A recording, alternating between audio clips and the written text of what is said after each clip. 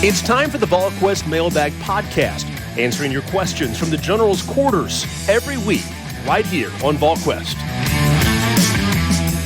Good Thursday morning, everybody, and welcome into the Volquest Mailbag podcast, brought to you by Smoky Mountain Organics, East Tennessee's most trusted health and wellness store, focusing on natural products and organic remedies to a variety of ailments. Visit one of the 3 locations in East Tennessee, including the location right here in Knoxville at 8018 Kingston Pike, across the street from the Trader Joe's, or you can shop online at SmokyMountainOrganics.com. Rob Lewis, Austin Price, and Brent Hubbs here, along with myself, Eric Kane, for this edition of the Mailbag podcast. Got plenty to get into, a little basketball, a lot of recruiting, some baseball. We'll go ahead and dive right into it. Austin, we will start off with you. This is from Volunteered 87. Higher percentage that Austin buys another golf polo this summer, or that Christian Conyer is heavily leaning towards the Vols?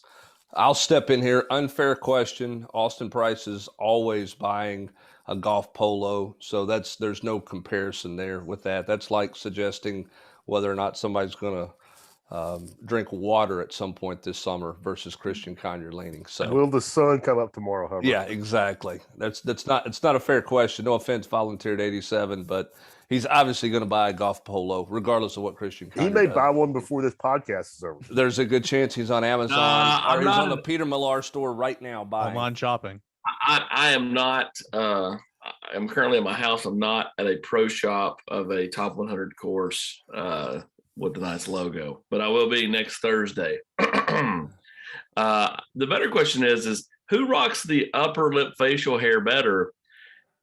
Rob Lewis's new edition of the mustache or Phil Mickelson's new bad boy goatee? I haven't seen Phil yet. He's embracing his inner dark side. I'm waiting for VFF to post a GIF on Volquest this weekend. And he's got some friends too. Some friends joining him in that league as well. Brent, do you expect there to be naming rights sold to the renovated baseball stadium, or are companies like Pilot unlikely to be financially invested in a sport like baseball? I don't think it's a situation where Pilot's not going to be financially invested. I think Pilot was a big part of the reason why there's turf at Lindsey Nelson Stadium. They just didn't do their logo and make it a big show that way. But I think Pilot was fully invested in helping get the turf down several years ago. I think what you're going to see Danny White do in a lot of venues is not sell naming rights to the stadium, but naming rights to premium sections. You know, whether that's the Jack Daniel Suites or whether, I mean, you throw out whatever company you want to in East Tennessee or the state of Tennessee. I think you're going to see more of that because you can get, you know, multiple sections in a venue like that and you know, generate some money. I think that's more likely than saying, you know, Lindsey Nelson Stadium presented by XXX, because you're not going to suddenly take Lindsey Nelson's name off of that stadium. It'll be like NASCAR, how they have, like, you know, such and such turn one, such and such concourse. I mean that's what it'll be like. I mean, I'm not talking about like sponsorships, but like when you go to Daytona, each grandstand is now sponsored. That's the Buick first base, the Hyundai second base, your rounding third base, and your Tesla. It's just an easy way to make money, though. I mean, it's such an easy way to make money. I feel like Danny White will take advantage of that. Now, there's a limit to it, and obviously we're joking, and Austin's right about some of the NASCAR stuff, but it's not like there's going to be 19 sponsors in there. But they will certainly try to sell some of those premium seats and premium seat areas to corporate sponsors, I would imagine, to help pay for cost. Not just in Lindsey Nelson Stadium, but I think in Thompson Bowling Arena, and I think in Neyland Stadium as well. Will it be more like NASCAR, or will it be more like Rivalry Thursday? Nothing. Rivalry. I mean, if it's Rivalry Thursday, compares. we're going to sell like a tweet of grass, a blade of grass. About somebody. Section D, row 19, seat 2, brought to you by Regal Cinemas. AP, I don't know about you, man, but I'm thankful for that on Rivalry Thursday. So I am too, but I mean, like I've told Mark too many times, it's hilarious. I'm like, Mark, every time. You don't have to say it every time. Like, they kind of get the gist. When the logo pops up on the screen, they know it's the such and such first down. There's a Food City force out to second base for out number 2 of the inning. And the audience watches every game as well. So, I mean, by week 2 or 3, we got it down pat. We'll go one more with Volunteered 87. Who do you think has the higher ceiling as a recruiter, Cody Burns or Kelsey Pope? I'm sure he has a long way to go to be elite, but it seems like Pope's name is being mentioned a lot for a first-year head coach. Guys, I guess AP, I mean, I've heard good things about Kelsey Pope as well. Obviously got a lot to learn because, again, this is first year on the field, but I'm hearing good things about Kelsey Pope. Yeah, I mean, again, Cody Burns decided he didn't like the direction of college football and went to the NFL, or just felt like the opportunity in the NFL was better for more time. Kelsey Pope's young, he's hungry, and I think that goes a long way to becoming a good recruiter. Anytime you're hungry and driven and want to prove yourself, and that's kind of where he's at as a coach. He's constantly working the phones. He's not married yet, although that's happening soon. Probably would have been married had he not gotten this gig, and we got pushed back a few months. Early congratulations to him.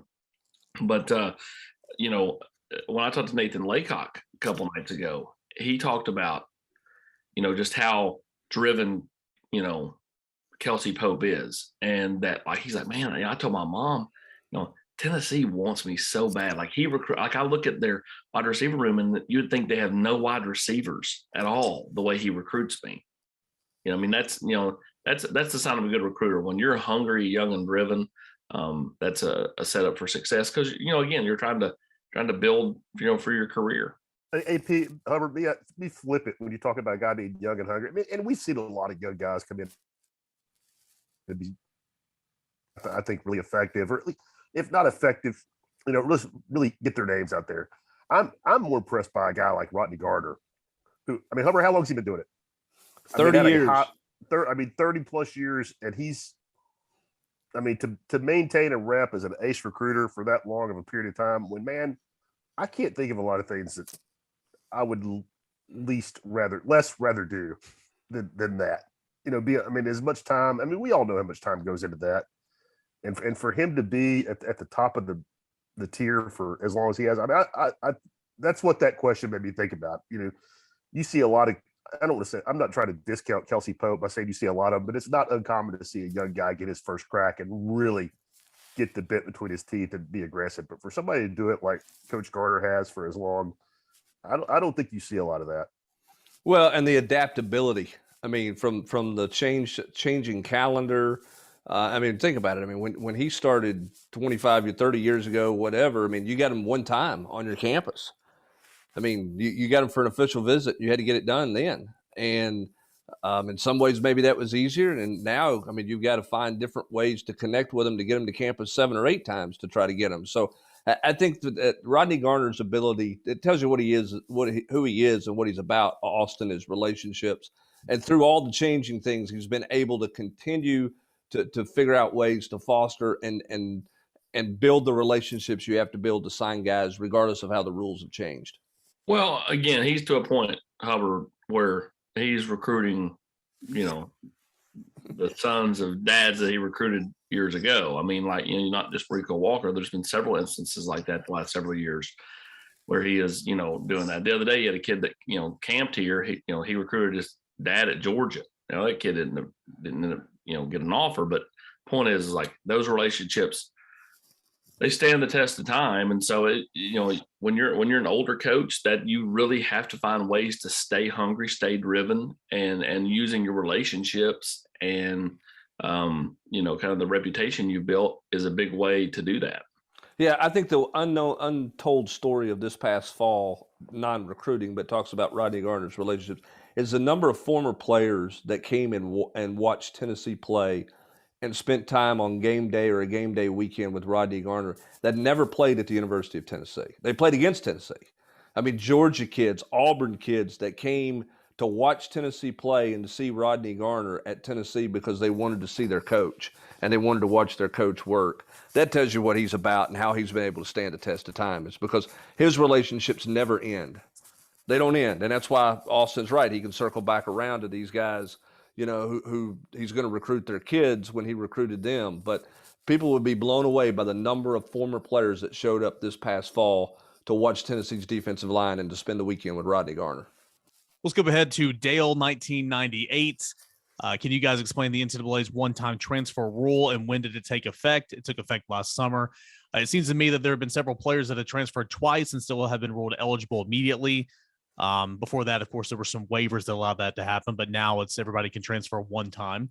An example of that, will Justin Powell be eligible immediately at Washington State, Rob, since he transferred to Tennessee from Auburn last year? As my understanding is, he's got to win a waiver.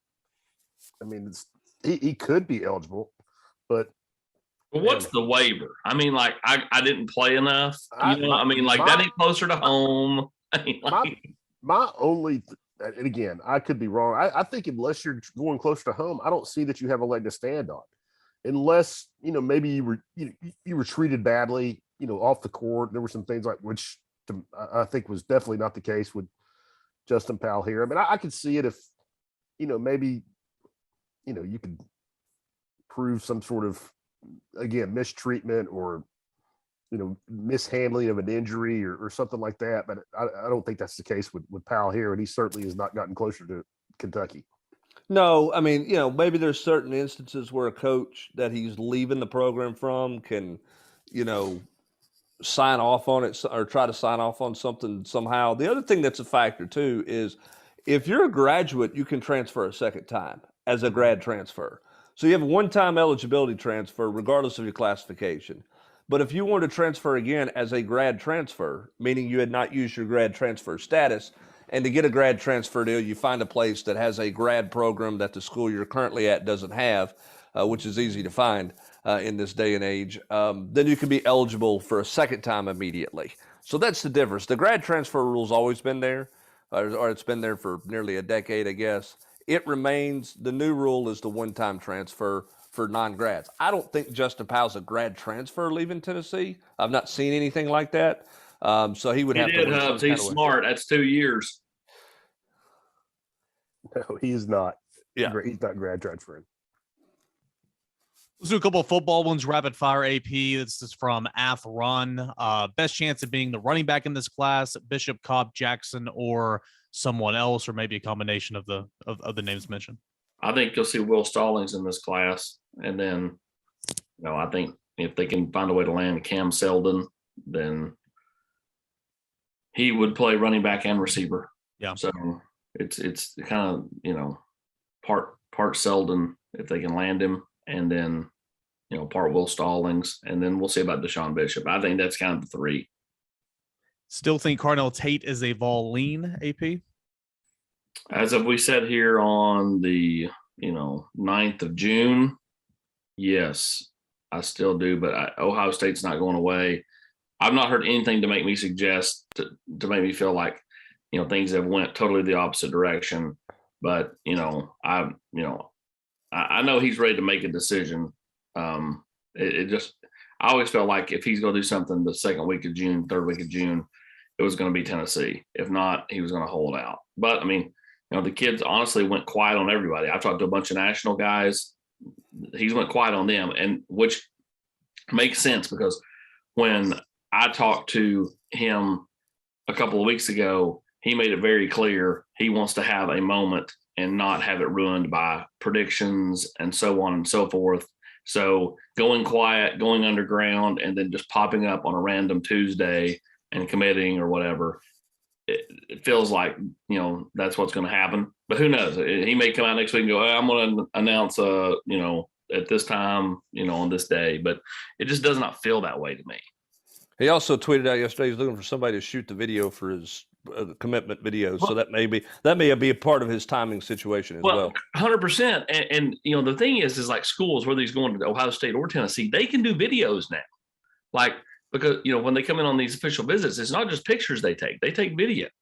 They can do video commitment videos. Now, they can't go to, Chicago and get him walking around the bean and, all that stuff. But like, they can absolutely do videos incorporating stuff with him while he was here on his official visit. So I guess it depends on how involved he wants it to be. Two more real quick, AP. Gut feeling on Tamarian Parker. We know he loves his visits. And then the level on Christian Conyer right now, Tennessee or Kentucky.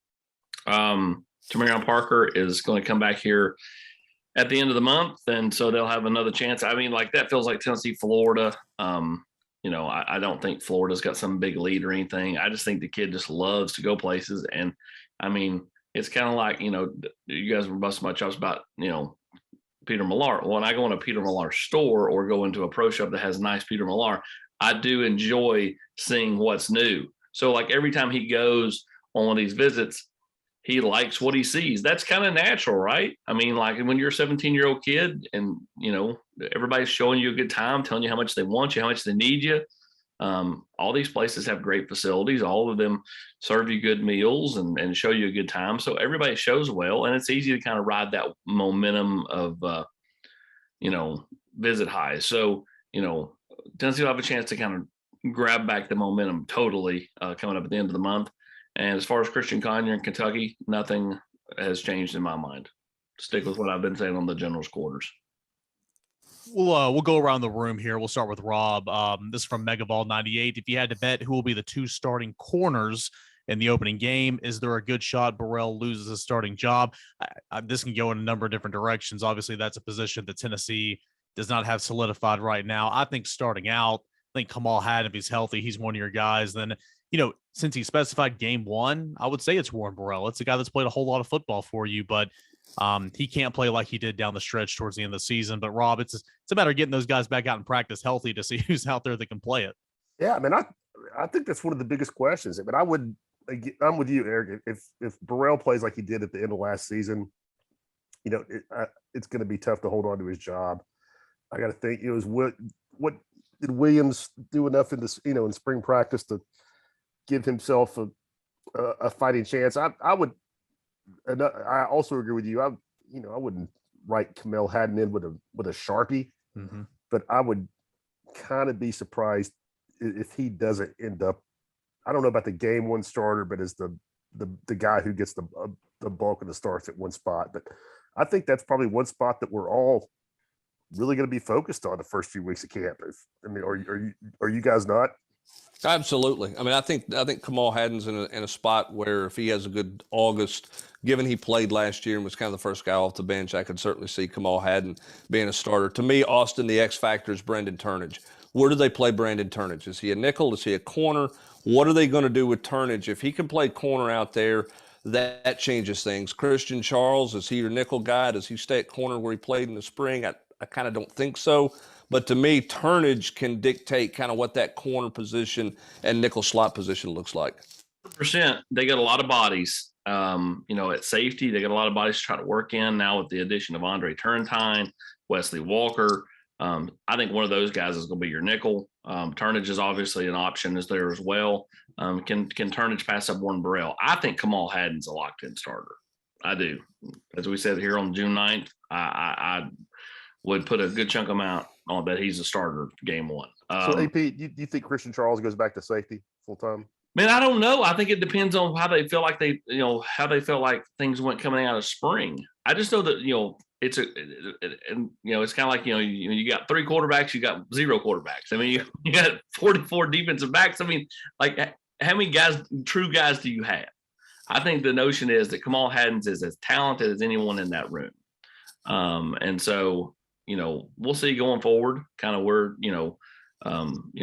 things are at. But I just think it's going to be harder and harder for Warren Burrell to hold on to that job just because he has more competition than maybe he had a year ago at this point. At this point a year ago, you kind of knew you had Alante and Warren Burrell and a couple other unproven guys. There are a little bit more proven guys and some guys that have come in. So, I think Christian Charles is the X factor for me at corner just because if he stays there, he's got length similar to what Alante did. Right, Hubs? He does, and I think he's a talented guy. I just think there's going to be some interesting competition there, and part of that depends on how many guys can truly play corner. If Christian Charles can truly play corner, if Turnage can truly play corner, then Warren Burrell's got a good bit of competition. If those guys aren't corners, then it's maybe Warren Burrell by default because there's not a lot of corners out there. So I think that's the big question, more so than who starts, Eric. It's who's in the group of potential starters. Is that a group of 2 or 3, or is that a group of 3 to 6? That's what we really don't know right now. Yeah, and hopefully we'll find it out because, again, we didn't get a good look at it this spring because so many of those guys were out with injury. Charles even missed some time. You had Danico Slaughter, who was playing some cornerback just because they had to have somebody miss some time. You're going to have a couple new additions. So it's going to be intriguing. Plus, one more note on Christian Charles. I view him as kind of like a sixth man in basketball. Now, he could very well start, don't get me wrong, but if he doesn't start a corner, if he doesn't start a safety, if he doesn't start a star, whatever, he's going to play. They want him to play, and he's kind of a Swiss Army knife that I think is going to be one of the best ones back there. We'll move on here to Sam Smith, 22-33. We'll go around the room. I'll answer this first one. Who's the leading rusher for the football team this year? I mean, low-hanging fruit, I'll say Jabari Small. Durability is an issue there, but I do believe he'll get the most opportunities if he can stay in the lineup. Therefore, I think he will lead the team in rushing. I do believe Justin Williams-Thomas will get his fair share of carries as well, along with some others. Rob, who are the defensive leaders on this football team this year? I think Tylen Barrett is kind of one of those guys. I think Omari Thomas. Big O, I agree. Kind of one of those guys. Those are two that jump out at me. And I think Jeremy Banks is a vocal, emotional guy that is kind of a lightning rod for his teammates. Rob, let's actually stay with you on this one as well. With Tennessee adding Maryland this week, is the basketball non-conference schedule done? I think likely. I wouldn't rule, kind of a surprise out. I mean, Rick's always got something up his sleeve that he's trying to work out that sometimes comes to fruition. But I would lean towards saying it's done, but I won't be stunned if he pulls something out for November or December. Brent, AP, you guys can both answer this one if you want. Brent, projections on what happens this weekend against Notre Dame in baseball. I'm not betting against Tennessee. Yeah, safe. That would be the safe bet for sure. I mean, not with what we've seen them done. I will say this: I think Chase Dolander bounces back in a big way after not having a great outing in the regional. I bet I'll be surprised if Chase Dolander is not really good on Saturday for Tennessee. I think the only way Tennessee gets in trouble is if their bats go quiet. I think if Tennessee hits like they've hit all year, this is going to be a 2-game sweep and a couple of just beat downs, because I don't think Notre Dame can hit it well enough. And I think even if Tennessee's starting pitching struggles maybe a little bit early like they did last weekend, the bullpen is just so good and so diverse that you can kind of thwart offensive momentum. So if you get a couple of early, like 3 or 4 runs, you switch it out, you go to somebody else who's a totally different arm angle, who's a different arm that kind of, kills the momentum and allows Tennessee to kind of get going. So I just think the only way that this team does not go to Omaha is if the bats are just totally quiet, and that's hard to see, man. There's a certain level at home with the atmosphere that tells me they'll hit it fine. I'll agree with that as well. The hitting wise, they're fine, but they're not like the Campbell. They're not like the Georgia Tech of this past weekend.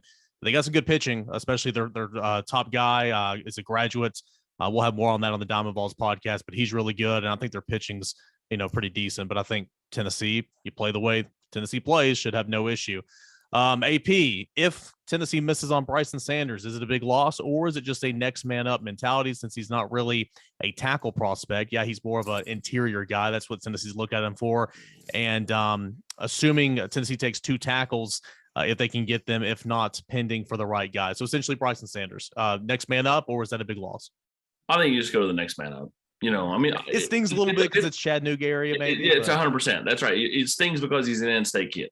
If the kid lived in, Rome, Georgia, would the sting be as bad? I'm gonna go no. I think Bryson Sanders is a really good player. He's a center or a guard, but you can find a lot of guys that are centers or guards. It's tackles you really need. Yeah. You have plenty of centers and guards on your current thing. So again, that's not poo-pooing on Bryson Sanders. He's a really good player. Tennessee would 100% want him and take him, but it's not the same as losing out on the Lucas Simmons, Wilkin Formby, Francis Maulingoa. You know what I'm saying? It's just there's a different impact if you don't get those kids versus not getting Bryson Sanders. We'll move through here a couple rapid fires. Time is running out. Brent, does Cam Miller have a higher ceiling, a wide receiver or safety in your opinion? Sounds like safety right now since he's getting work there. I think he's a guy that they're trying to figure out what position works best for him. So we'll see. I mean, I think that, my question with Cam Miller is how committed is he to playing safety? How comfortable is he there? How much does he dive into it? we'll wait and see. Garantano Survivor. Love it. AP, back to you. How much ground did Tennessee make up on Burley's visit? 0. He's not coming here. Oh, off the top rope. Well, Volquest podcast, you heard it here. Not going to Georgia either. So probably sooner rather than later. CD Vol, what's going on with linebacker recruiting? How many do they want to take? Well, inside guys, I think they want to take a couple. You got Jeremiah T. Lander, you're good there. CJ Allen's probably going to Georgia. South Georgia kid. Those are hard to pull out of there. And Georgia's going to take about 3 inside backers. So even if they get a guy like Raylan Wilson, I think his CJ's official visit to Georgia last weekend really pushed him to want to get to a decision because he knows that there are other guys, maybe even ahead of him on the board, but they will 100% take him. So he's going to get in before they do, which is another sooner rather than later type thing, in my opinion. And you know, like Jalen Smith, inside linebacker out of Grayson, he'll be here this weekend for his official visit. I think that's a big weekend for him. Tennessee also looking the JUCO ranks too for, you know, there's a kid who's out of Bartlett, Tennessee, that plays at Pearl River in Mississippi that Tennessee likes a good bit. You know, so he's a technically an in-state kid who had to go JUCO that plays backer. All right, Deshaun 13 wants to know thoughts on Napier in Florida. Seems to have a little juice right now. Here's the thing. Like everybody keeps talking about like momentum and juice, right? I mean, we all talk about that. Like right now, like Tennessee doesn't feel like they felt like they had a ton of momentum 2 weeks ago. They don't feel like they have any now. Well, because what happens inevitably is like you have a group of kids that you're recruiting, and a lot of them end up going around the same time. Like I've long said, like I said April was going to be big. It was. I said May was never going to be anything. There was nothing. I said June might have a little. I've said July is Tennessee's month. So I think that's when they potentially get, you know, some really solid players in the month of July. So like right now, like you're looking at like June being like Clemson's month, right? Or Florida. Mm-hmm. Like that's kind of how this goes. It's not that they don't have momentum. It's just kind of like right now, the guys they're in on aren't on pace to make a decision in the next, you know, couple of days. And other schools have guys that are. So all of a sudden, boom, boom. It's kind of like Notre Dame hit like that 4 or 5 commits in like a week span. Like that was kind of their time. So like all these schools kind of run in waves. So like, again, it's not that Tennessee doesn't have momentum. They just have, it's almost like a delayed momentum, whatever you want to call it. I think July is more profitable, but there's no doubt, like, you know, some of these guys, Hubbard, CJ Allen, Vic Burley, Tennessee had a solid shot at him a month and a half ago, but Clemson and Georgia have just proved to be too much in those recruitments. And there'll be other guys like that, much like there are other guys that, you know, other schools that maybe felt like, hey, they had a good shot at player X, but Tennessee kind of grabbed the momentum and took it. Hey, last one right here, guys, and we can all kind of go around the room for this one. We're approaching Josh Heupel's second season. What all do you need to see to have the impression that the program is on solid footing and heading in the right direction? Obviously, I think you need to win a couple more games. Now, I don't think this team's going to win 10 games. I think it'd be a great season if this team wins 9 games, but I'm expecting eight wins. I need to see the defense to improve, obviously. No, not breaking any news there. Need to see the offense continue on. Need to see more diverse play calling. But essentially the little stuff we always talk about, that's what I need to see from Josh Heupel in year number 2. Brent, what would you say? Well, I mean, you got to continue to recruit. Yeah. I mean, solid footing is sustaining your program is relative, right? Is continuing to build your roster. You know, to be on solid footing, you got to have players. And so whether that's your NIL incorporation, whatever those things that are needed to get that done, you've got to continue to build your roster. I think the system works. Defensively, they've got to grow. We can talk about all those things for this next year, but solid footing means you're not riding the roller coaster where you're good one year, down the next year. And to do that, you've got to have a great roster, and you got to continue to build your roster. So recruiting. Yeah, and for me, I mean, I think it's important for people to remember where this program's coming from and how bad they struggled just 2 and 3 years ago. So for me, it's continuing to separate yourself from South Carolina, Kentucky, Vanderbilt, Missouri. I mean, if you can give Georgia, Alabama a game, that's great. But right now, I think where you're at as a program, I think just establish, you know, getting yourself ahead of the teams you have traditionally been ahead of for pretty much the entire existence of your football program. Reestablish that those teams can't compete with you, and you're on an upward trajectory to compete with Alabama, Georgia, and Florida every year. Yeah, I agree with Rob. it's baby steps. I mean, everybody just wants to go from point A to point B, man. I understand, but like enjoy kind of the journey of it all. Watching Tennessee lose all those games to Vanderbilt over the last decade up until a couple of years ago, watching them, struggle with Missouri at times and give up 60 plus to Drew Lock back-to-back years.